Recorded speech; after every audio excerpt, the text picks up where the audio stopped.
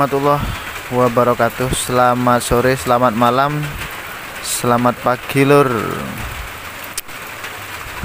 Dari beberapa kali video, saya selalu memberikan video yang sapi bagus-bagus ya. Kali ini saya pengen memberikan informasi tentang penyakit, yaitu endoparasit. Endoparasit itu penyakit yang ada di dalam, mulai dari hati sampai usus ya. Terus ikuti channelnya Mas Mantri lur. Sebagai bentuk dukungan dari channelnya Mas Mantri ini, mohon klik subscribe, like, komen, serta share ke temannya jika ini bermanfaat. Sebagai bentuk dukungan dan supaya Mas Mantri tetap semangat memberikan informasi terbaru, informasi yang lain tentang peternakan, tentang sapi, kemudian bermanfaat. Bagi yang sudah memberikan subscribe, like, komen, dan share tadi, mudah-mudahan berikan rezeki yang lancar, usahanya tambah sukses, sapinya lemu-lemu. Penyakit endoparasit salah satunya yang disebabkan oleh cacing. Jadi jangan meremehkan ya, sapi yang namanya cacingan itu bisa terjadi di umur berapapun. Salah satu ciri-ciri sapi yang masih kecil dan cacingan itu ciri-cirinya seperti ini: kurus, bulunya kusam, kadang-kadang lebih cenderung lebih besar perutnya saja, terus lambat, pertumbuhannya lambat lor. Nah, kalau sapi itu masih kecil, kira-kira umur 1-3 bulan, itu biasanya banyak terjadi ditandai dengan kotoran yang baunya menyengat banget itu loh, menyengat banget baunya, gak enak pokoknya, dan kadang-kadang sampai berwarna kuning. Nah, nanti kalau sudah seperti itu sebaiknya sampean berikan obat cacing. Boleh dari merek apapun, baik dari Sanbe, dari Kalbe, ataupun dari Medion, maupun merek-merek lain, terserah. Itu banyak merek, produknya juga dari pabrik itu atau pabrik lain, terserah.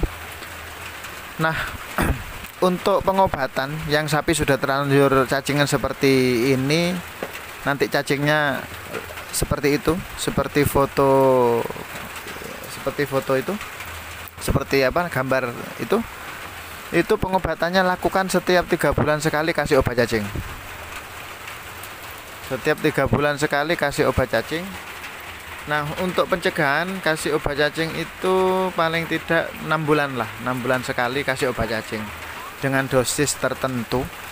Jika pedet-pedet begini ini, kalau itu satu yang dosis 1000 bagi 2, silakan dirutinkan, karena lama-lama sapi itu menjadi kurus atau kerugian ekonomi sangat besar karena pertumbuhannya lambat, terus sapinya buncit. Nah, terus nafsu makan juga semakin kecil, semakin turun.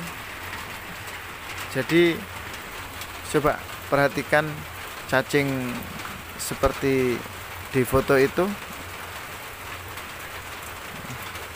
Nah, kok bisa masih pedet, kok sudah cacingan? Walaupun pedet itu masih nyusu, tidak makan rumput. Pertama, larva cacing dari ini hujan lur ya, ini hujan jadi menggelegar. Larva cacing itu masuk melalui air susu dan diminum oleh pedetnya. Berkembanglah dia di dalam tubuh pedetnya. Atau ketika dia bunting, larva itu sudah masuk di posisi sapi itu masih bunting. Kalau larva itu sapi sudah keluar, dia lewat air susu. Kalau dia sudah makan rumput, maka dia akan telur nanti itu kan berkembang di dalam tubuh sapi, lalu dikeluarkan melalui kotoran. Lalu kalau telurnya atau larvanya dia nempel lagi ke rumputnya dimakan terus begitu. Jadi diulangi pemberian obat cacing itu. Kalau pengobatan 3 bulan, Sedangkan kalau itu apa namanya, pencegahan, berikan setiap 6 bulan sekali. Jadi ini lur ya, ciri-ciri sapi. Jadi ini bisa lebih parah dari ini, bisa lebih parah dari ini, bisa lebih kurus dari ini, dan lebih buncit dari ini. Terus bulunya bisa lebih kusam dari ini. Nah itu jelas ya, bulunya bisa lebih kusam dari ini.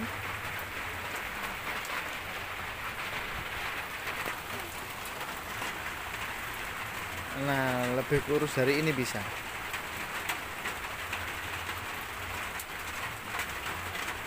Coba kebetulan cacing, saya contohnya cacing dari dalam tubuh sapi yang dikeluarkan melalui kotoran, seperti gambar-gambar itu. Panjangnya ya cukup panjang, mengerikan, sangat mengerikan sekali. Jadi eman ya, yang sudah melihara sekian tahun ternyata hasilnya begitu, eman. Ini induknya kayak gini, sama ini lur, kurus juga. Ini sama kurus juga. Cuman harus diingat ya, untuk sapi yang bunting itu tidak diperkenankan, terutama bunting muda, melalui obat cacing, melalui minum atau berbentuk oral, itu tidak diperkenankan karena bersifat racun, karsinogen, nanti bisa keguguran. Jadi tolong yang menggunakan obat cacing di usia kehamilan muda itu tidak diperkenankan. Kalau terpaksa banget, konsultasi dulu sama dokter setempat apakah dikasih obat cacing dalam bentuk injeksi, bisa saja terjadi. Jadi jangan sembarangan ngasih obat cacing, jangan sembarangan ngasih obat cacing. Saya tidak merekomendasikan untuk sapi-sapi yang bunting. Nah, karena sapi betina ini pemberiannya hanya bisa diberikan ketika tidak bunting, berikanlah ketika habis melahirkan dan nanti mau mengawinkan. Jadi selisihnya mungkin 3-4 bulan, itu kasih lagi. Atau bunting tua. Jadi kayak gini loh. Ini kan parah ini. Parah banget, parah sampai ini selain kurus cacingan juga pakan kurang memenuhi syarat. Pakannya kayak gini. Nah, pencegahan untuk supaya sapi tidak cacingan itu pertama, kalau ngarit, menyabit, kalau ngasih rumput, kalau bisa itu dilayukan dulu ya lur. Jadi rumput yang ngarit hari ini kasihkanlah besok. Terus seperti itu, yang ngarit besok kasihkan besoknya lagi. Jadi dilayukan dengan harapan larvanya itu berkurang, mati atau tidak melekat di rumput lagi. Tapi tetap rutin kasih 6 bulan sekali. Jangan sampai enggak. Ini kayak gini dari samping, apalagi dari belakang, parah. Nih. Ini mau meng-IB dengan kondisi BCS kayak gini, mau meng-IB dengan kondisi BCS kayak gini kan ya mikir-mikir sebenarnya.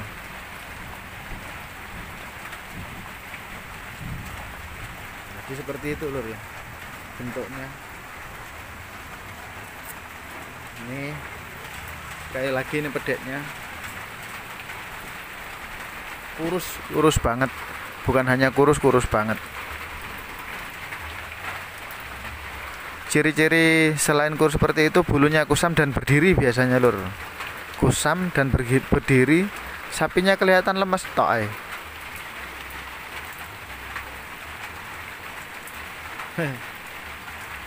Jadi itu ya bahaya dari cacingan. Rutin pemberian obat cacing sebagai pencegahan 6 bulan sekali dan sebagai pengobatan 3 bulan sekali. Supaya tidak ketinggalan informasi, mohon subscribe, bunyikan lonceng, like, komen, serta share ke yang lain. Mudah-mudahan bermanfaat. Bagi yang sudah memberikan subscribe, like, komen, dan share tadi, mudah-mudahan berikan rezeki yang lancar, usahanya tambah sukses, sapinya lemu-lemu, dan diberikan rezeki yang barokah. Amin. Terima kasih Lur. Assalamualaikum warahmatullahi wabarakatuh.